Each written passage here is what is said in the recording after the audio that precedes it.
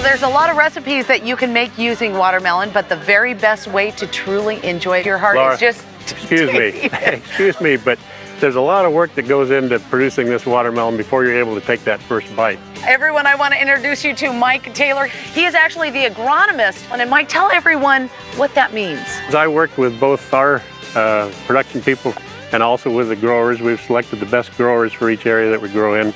Irrigation practices, yes, fertilization, pest control, harvest. Everything's an important part of that process to get to where you want to take a bite of a melon that looks like this. And I'm holding it and it's dripping and I just really want to take a bite. But before I do, I can attest to how difficult it is to raise watermelon because I've tried to do it in my garden and forget it. I can never get a darn good watermelon in my garden at all. So bravo to you guys.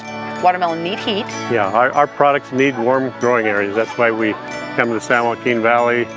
We go back into Arizona. We go into Mexico in the winter. Right. And then back into Yuma in the spring. We can get it year round, which is nice. The funny thing for me is watermelon is 96% water. How much water do these take? And yet they need a lot of heat too. So you're always pumping water out on these melons? Actually, watermelons, despite the name, are very efficient water users.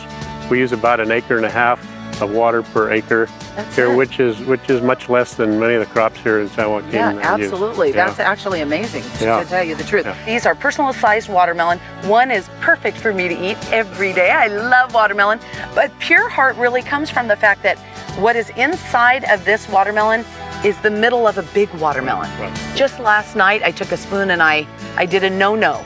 I ate the middle of a big watermelon because I wanted the pure innards, the pure heart of the melon.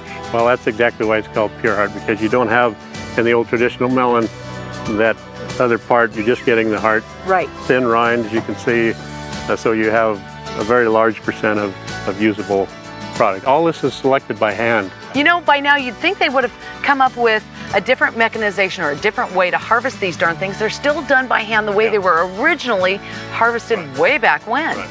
Then on the sorting machines, we'll select by size. You do the picking for us. Last question, pollination. Self-pollinating, do you bring in bees? How does that work? Well, we actually plant what we call a pollinizer every fourth plant. We also bring in bees because that's absolutely necessary. And it's very natural, which I love. Can I take a bite yet? Still got a lot of work to do, but you can start out and take a bite. I'll fuel up and then we'll get to work. All right. Oh my gosh, delicious. All right, let's get to work. All right. Nice. Oh, all right. Yeah!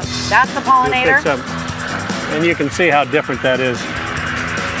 Completely. So the only function of this pollinator plant is to give pollen to the female plant. Female. You wouldn't want to buy the pollinator. I had no idea there were even white watermelon, but not for consumption. What does it taste like?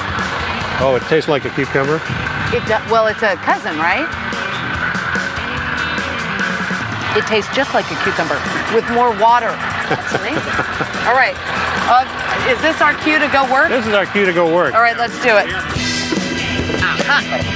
There you go. That's what makes a pure heart so pure and delicious.